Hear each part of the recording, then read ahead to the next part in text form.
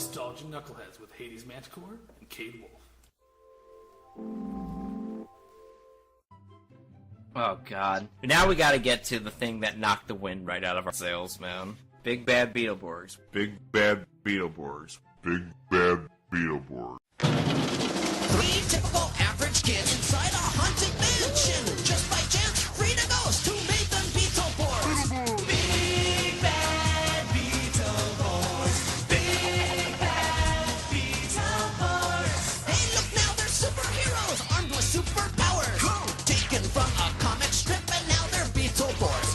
Big Bad Beetleborgs. Big Bad Beetleborgs. We bit off more than we could chew because episode 1's a two-parter, and we couldn't just leave it hanging. Can I just say that in that first episode, literally nothing fucking happens? Literally fucking you could edit both of those episodes together into like a 45-minute block, and it would be fine, because nothing happens in part 1. All it is just like, look at this spooky house. Fucking monsters and shit. And I guess it's establishing background, like they have the black kid has a cool grandma or whatever. When did radical grandma become a trope? I'm asking honestly. Because I'm pretty sure it was in that, and Hey Arnold, and Pelswick. No one remembers Pelswick but me. Yeah, I don't know. And fucking... Also, why do they have like a 12-year-old girl running the desk at the comic shop that... I don't know. Because there's, as in all kids shows, there are no adults. There's just no adults except for the Carlton and the radical grandma. They also had onomatopoeia, which is nice. I would like to see a return to, Zork when you punch someone. Also, then the bullies end up showing up at the comic shop. The bullies. Okay, use that term as loosely as you can. They're presidents of the chess club. I'm sorry, it's just not. They're like preppy nerds. It's really weird. But these kids are like two preppy douchebags with their butler Dudley driving them around. Dudley, take me to the pudding store. This is the only time I've ever seen someone fist bump over chess. They were like, cool. That was the only time I've ever seen chess as like the pursuit of the bully. Usually it's for the nerds that get beat up. Nope. So really, they are also like dorks because like they're not brave or anything. Like they run out of the place screaming, and in the end they get bullied by the three kids. And the tomboy girl is like on the good guy's side.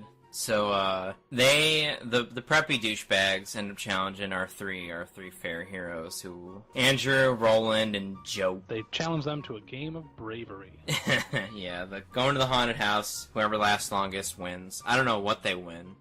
Let's go do this. Bragging rights, I guess? That would be my guess, yeah. Children love bragging rights. So they go to this manor, and it's full of undead people. There's a Frankenstein, there's a Dracula, there's a skeleton man, who are all pretty cool. Yeah, I don't know what he was. He was a mummy, wasn't he? Yeah, but then he took it all off and looked like Taskmaster. And they start chasing... The preppy douchebags run off, and they're like, we're gonna put on our masks to scare them. And then they get scared by the real monsters. And the preppy douchebags end up getting chased out of the house by the actual monsters while our heroes hide away. Which brings us back to the plot, if you could call it that. Yeah, so they end up going through a secret door, or whatever. And they end up finding this big, spooky pipe organ, right? Big, spooky pipe organ. And then the kid's the main kid, Andrew, accidentally ends up hitting it, or just hits it intentionally. And then it releases, three women. The pipettes. The pipettes, yeah. And they start singing, and then they unleash Jay Leno upon us. And this is where the show gets really, really, really insufferable, because that guy is... To the point where every scene is only 7 seconds long. Yeah, that guy, Flabber, he actively dragged this show down, and it was not very high to begin with.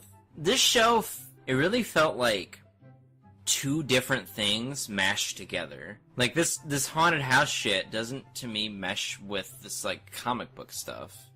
Yeah, I agree.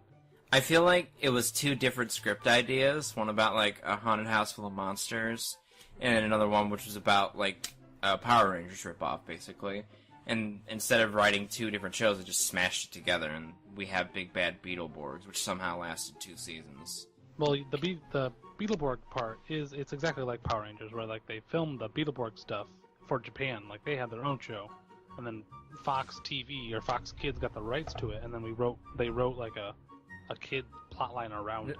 Well, It would have been cool though, like if Flabber had given them powers, like one of them was a vampire now, and one of them was like a Frankenstein. yeah, that'd be fucking cool. I wouldn't want to be a Frankenstein.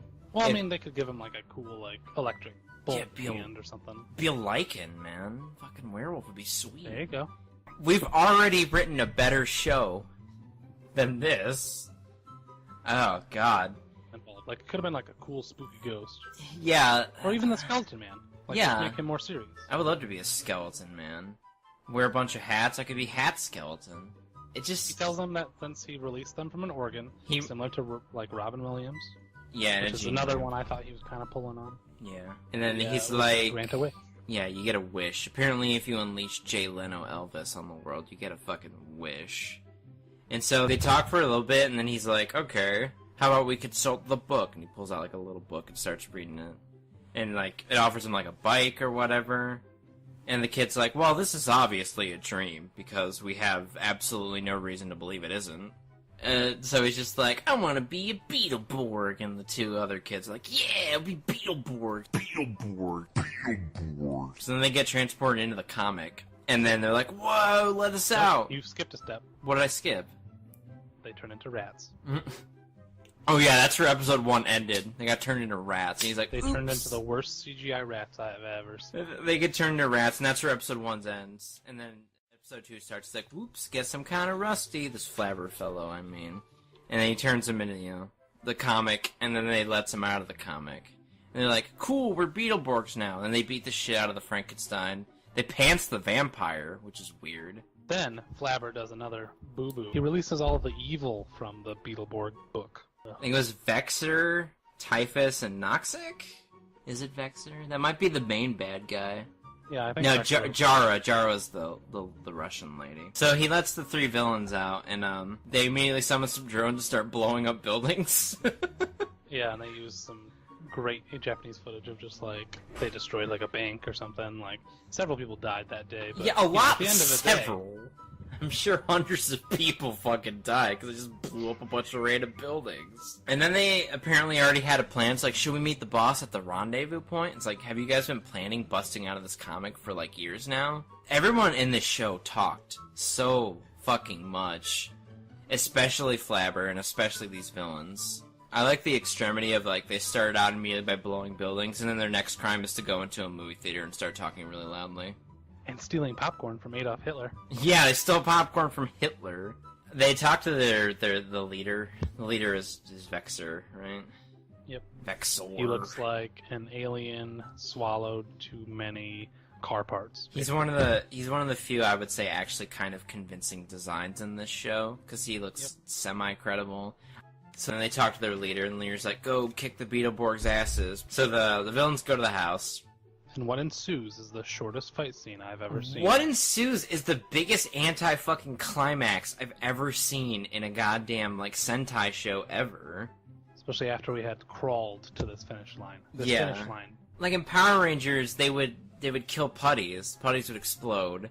They would fight the Big Bad, and the Big Bad would explode too. They would kill them with the Zord. And that would be a climax of literally every fucking Power Ranger episode ever. There's like Because a big it works. yeah, a big explosion, and then they like fucking pose together, or they do like hand motions, and they're like, "Yeah, suck it, nerds," and they beat the shit out of the monster. But this fucking show, they literally just beat the shit out of them. Like they hit the bad guys once, and the bad guys are like, "Run!"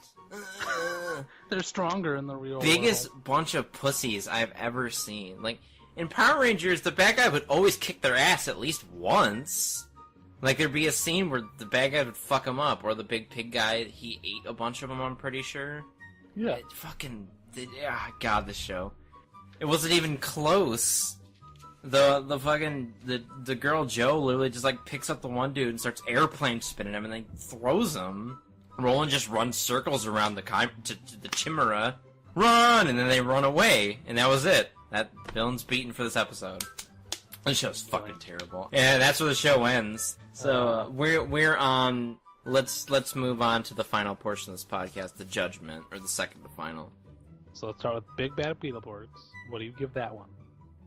Just in general? Big Bad Beetleborgs is so fucking bad. Are we still gonna go with your weird 8 out of 8 system? Yes. I would give Big Bad Beetleborgs a fucking 1. Because at the least with Big Bad Beetleborgs, you can laugh at it, because it's just so fucking bad. But even though, like, some of the effects are okay. No, none of the effects are okay. They're all terrible. We're They didn't not. age well, that's for sure. It's a step above Butt Ugly Martians, but it's just But I'll give it a 2 because of nostalgia. God is punishing me for being a sinner. It's not good. It's so bad. Oh my god. This got 2 seasons. Also, fun fact about the girl that played Jo, replaced after like 39 episodes. Oh, really? Yeah, she was played by 2 different girls, and I think they like explained it away by like magic or whatever. I don't know. Big Bad Beetleborgs, it's a 1 and a 2 from us on this Wheel of Fate episode. Clear loser, Big Bad Beetleborgs. I'd destroy it if I could, but I don't have the ability to destroy syndicated television. We hope you enjoyed, even though I'm pretty sure this was just rambling nonsense for like an hour. That's okay. That's what editing's for. Yeah, I hope you do a good job, because we rambled like monkeys. And we hope to have you back for another cartoon watching session. Anyway, catch you guys on the flip side. I'm Hades Manticore. It's been a slice. Talk to you later. Talk to you kids later. This has been Nostalgia Knuckleheads with Hades Manticore and Kade Wolfe. Bye for now.